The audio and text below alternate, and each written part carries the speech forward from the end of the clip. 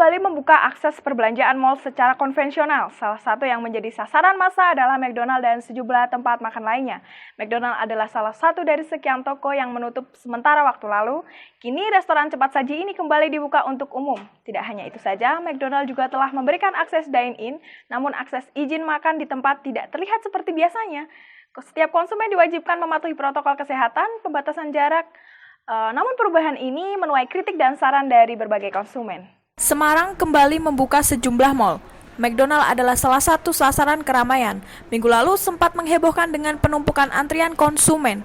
Kini McDonald hadir dengan serangkaian protokol baru. Kalau menurut saya sendiri sih penerapan social distancing di sini kurang efektif karena apa? Karena emang dari awal kita perjalanan kan udah bareng tuh jejer sebelah-sebelah.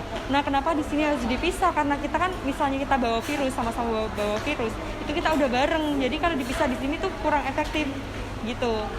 Kalau untuk keputusan di sini bisa boleh apa enggak sih?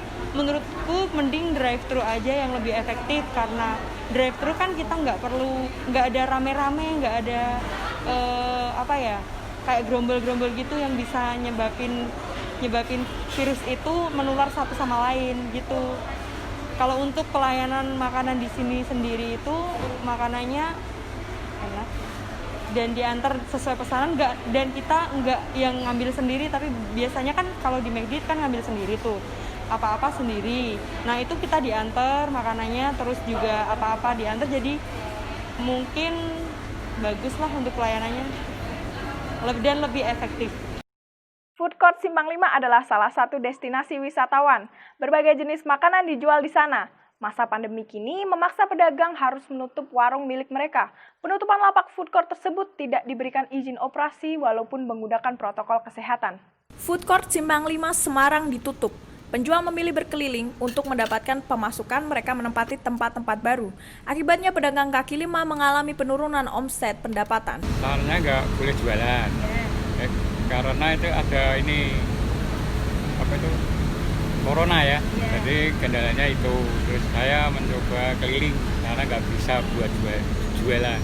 Berarti sebelumnya diperbolehkan jualan di tempat lain gitu ya Pak? Iya, boleh. Terus karena kendala nggak boleh jualan atau harus ditutup, jadi bapaknya berusaha untuk cari cara lain biar tetap jualan? Iya, bikinnya keliling kan. Terus pendapatannya sekarang gimana Pak? Ya nggak mesti, kadang ya 100, kadang 150. Itu turun dari berapa ke berapa Pak?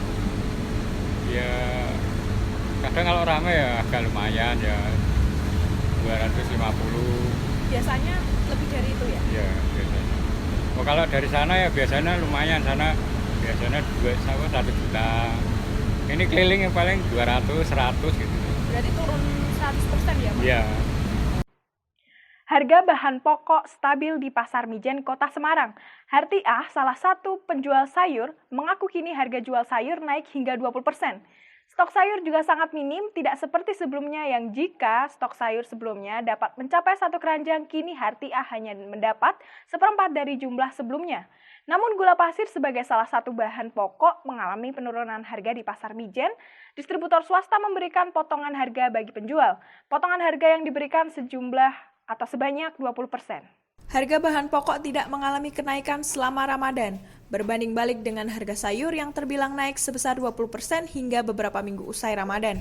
Harga bahan pokok seperti beras masih stabil, namun harga bahan pangan seperti sayur mengalami kenaikan harga sebesar 20% di Pasar Mijen, Kota Semarang.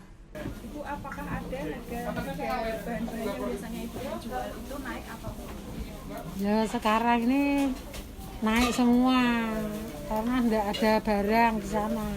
Yang naik kira-kira apa? Yang turun kira-kira apa? Semua naik semua, tidak ada yang turun. Berarti sayuran. Biasanya yang paling mahal harganya berapa? Biasanya yang mahal naik jagung manis itu biasanya kalau beli 5.000, sekarang naik menjadi 6.000. Berarti naiknya 10%. Ya, kangkung itu biasanya 2.000, sekarang 4.000 atau ikat. Itu kira-kira naiknya kenapa ya? Karena langka, tidak ada yang jual. Berarti dari produsennya. Terus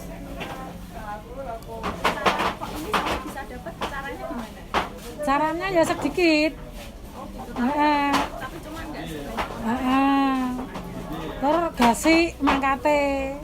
Nek siang ya wis ora kumanan.